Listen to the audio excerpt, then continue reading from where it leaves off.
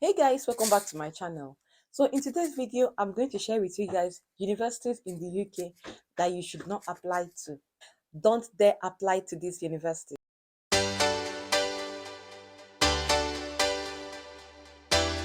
My name is Chinemerem, and if you are stopping by for the first time, hello, you are most welcome. Please do well to like this video, share and subscribe to my channel. And to my returning subscribers, thank you guys for coming back. So in this video, I'm just going to share with you guys universities I think you shouldn't apply to. This is not to becloud your decisions or to make you think, well, this or that. I'm just sharing my experience based on when I studied in the UK, how I found it difficult. I studied in a cheap university in quotes, and I know I found it a bit difficult paying the tuition fee, even though I was working full time and I had support from my husband as well. But it was still difficult for me to study in this cheap university based on some reasons. Now, I'm wondering if you go to these universities I will mention in this video as an international student who is maybe managing or trying to put one or two things together to study in the UK. I'm just wondering how you will cope if you go to these universities. Of course, they've got big names, they've got good rankings. There are so many good things about these universities I will mention, but then I am doing this based on the international student perspective as an international student. Now, the first university on my list is the University of Oxford. Some of the reasons why I've said you shouldn't apply to this university is because they require IELTS, and IELTS is not easy and it's not cheap. Like I always say, IELTS is not easy and it's not cheap. And their tuition fee is, oh my god, more like you will have to break the bank to study in these universities. The tuition fee in the University of Oxford for international students is from £28,000 to 45 whooping thousand pounds. If you are an international student, example Nigerian, you should know that this money is so much money. I don't know about you, but for me it is so much money. I know some people really can afford it even in Nigeria and other African countries, but I know majority of international students cannot afford to pay this. I don't even care about the deposit, because no matter how much you deposit for this kind of tuition, you will still have to pay so much when you come to the UK.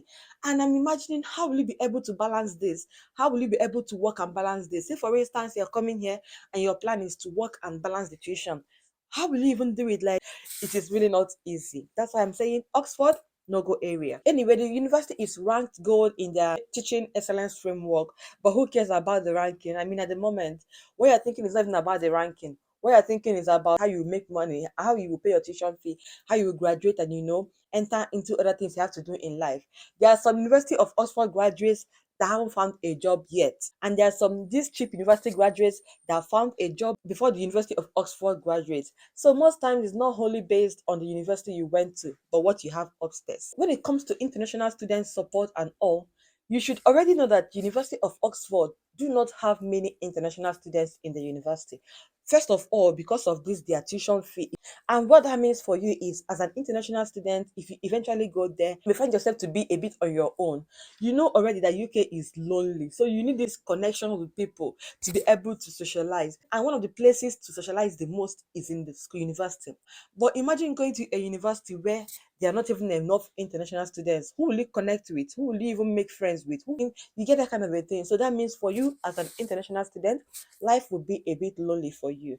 That doesn't mean you cannot make friends with home students, but I know you understand what I'm trying to talk about in this video. So yes, University of Oxford. Cost of living in Oxford is fairly high. It's about £3,000 for a family of four and £900 for a single person. This includes transport, utilities, childcare, market, clothing, and different things. And remember, this may be more depending on how you eat and how you spend money. And Oxford did not make it to the list of cities in the UK with high job opportunities for international students. I have a video on my channel about cities with high number of job opportunities for international students in the city. So you may check out that video if you are looking for a city where you will study and have more prospects to get job at the end of your program. I will leave a link. You can go through this video and see the cities that made it to the list and apply to universities in those cities. The second university on my list is the University of Cambridge. Cambridge is a popular name. So Cambridge University is one of the universities I feel as an international student you should try and avoid. Now, first of all, Cambridge requires IELTS score of 7.0 for a start. I mean, for undergraduate. For masters, it could be 7.5 and above. The tuition fee in the University of Cambridge is from £23,000 to £60,000 or more. £60,000, and that's for 1 year. And £60,000 is about 68 million naira or more. Consider am very well, oh. Except you or your father is $80. If not, then I don't think you should consider this university for any reason whatsoever. They are prestigious. Of course, it's a good university if you've got the money. And let me tell you, university in the UK is business as usual. You don't come and say, okay, let me, when I come here, I could beg them and then I could do this. Nobody's listening to your pleas. Nobody's listening to your begging. If you cannot meet up the requirements, the tuition fee, you have to go back to your country. And what that means is that the part you have paid won't even count anymore because nobody is going to refund you. You have utilized it. It is assumed that you've utilized it already. Please, I'm saying it again. Don't get me wrong in this video. I'm not saying that the universities I'm mentioning are not good universities. They are really good universities.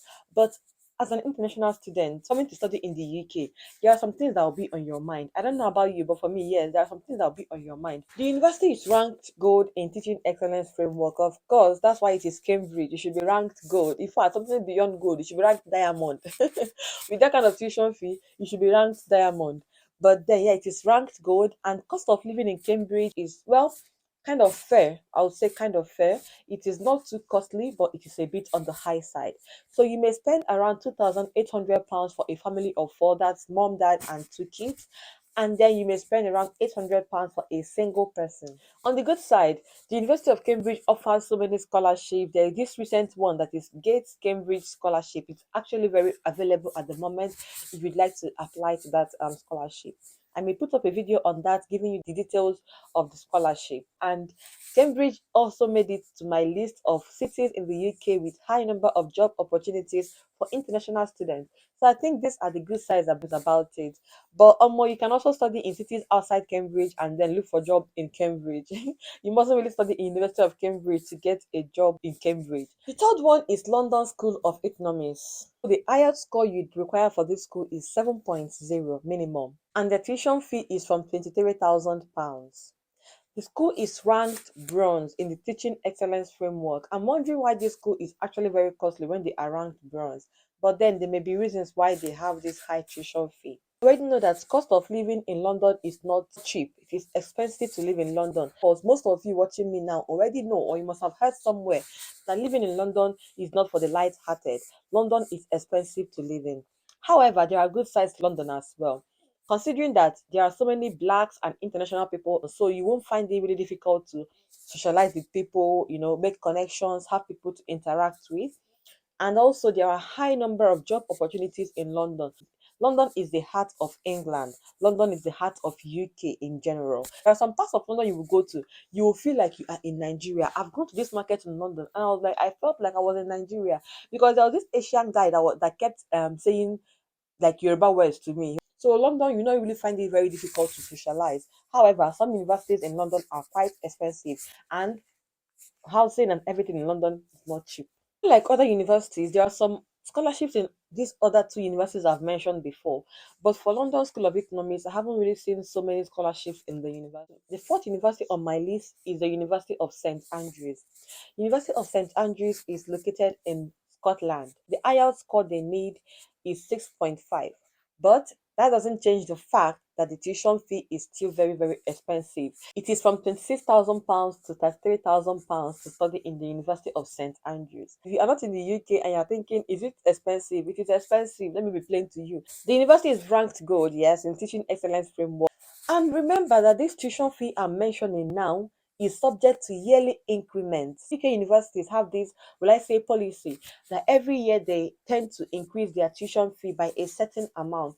I'm not really sure why that is or the reason why they do it, but most universities in the UK increase their tuition fee by a certain amount yearly. So this year you may pay 20,000. Next year you may pay 20,400, and upper year you may pay 21,000. It increases that much. Cost of living in St. Andrews is quite expensive. You know, all these small cities in the UK that can be expensive to live in, just like St. Urban City. Whether all these St. cities, they are very expensive to live in. I don't know why. Normal things that you can buy in other cities would be too expensive to buy in this other city, and it is considered as one of the most expensive cities in Scotland. They don't really have so much job opportunities in the city, and of course, you know, there won't be so many international students or people in the city. First of all, the tuition fee is too much. Secondly, there is no job opportunity too much in the city. Thirdly, it's a small city, so people won't really be there. But if you want to, you can also go to this university. The fifth one is Imperial College London. The minimum IELTS score for this university is 6.5. The tuition fee is from £35,000 to £46,000. Again, this is too much. It is ranked gold when it comes to teaching excellence framework. This university is in London. Cost of living in London, like I said before, is high. So it is not really cheap to live in London. The sixth university on my list is Durham University. The minimum IELTS score for Durham University is 6.5, and their tuition fee is from £22,000 to £30,000. Durham University is ranked gold in teaching excellence framework. Durham is fairly cheap to live in. It's cheaper than my city, at least in Durham.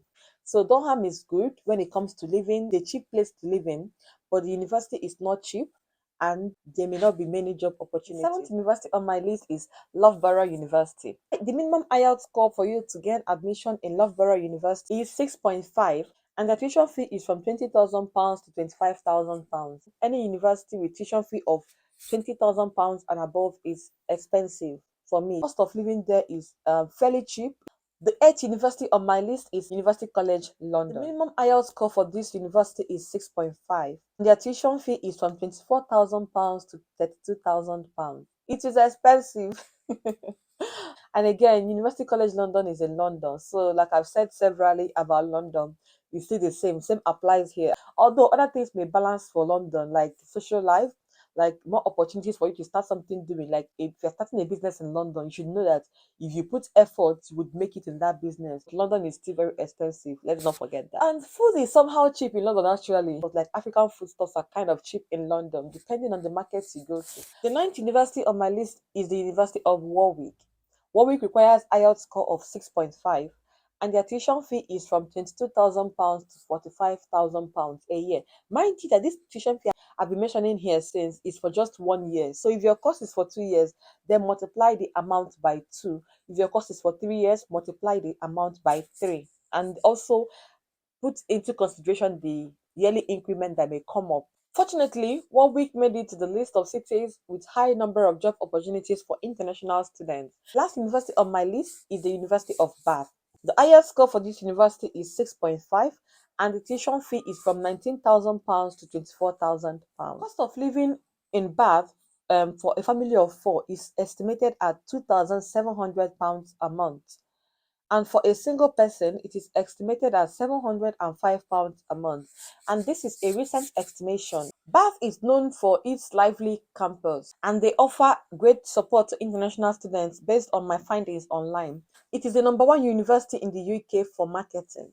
Some people really have good things to say about the University of Bath, and considering that the tuition fee is not really expensive, it's not like expensive. University of Bath is ranked gold in teaching excellence frameworks. You may try it out, but if you don't have money, please go this way. I have got a video on my channel about the cheapest and the best universities you should go to as an international student.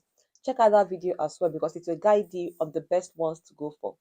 Another really expensive university in the UK is the University of Southampton. But I didn't really include the University of Southampton in the other 10 because Southampton seems to be a bit balanced in every other thing. When it comes to cost of living, job opportunities, interaction, social life, and all, Southampton is kind of balanced. The tuition fee in the University of Southampton is from £20,000 and above as well, which is costly. That's why somehow it made it to this video, but not to the list in this video. I don't know if that makes sense. So these are the universities in the UK that I feel as an international student you should avoid. Like I said before, this is based on my own judgment. If you have the money, please, these universities I've mentioned here are absolutely beautiful. You should go to them because they are ranked well, in teaching excellence framework. That means you will get the absolute best when it comes to teaching. So leave me a comment in the comment section. Considering your pocket and your bank account, do you think you are going to these universities now or soon? Now that's that about this video. Until I see you again in my next video, do take care, stay safe, and bye.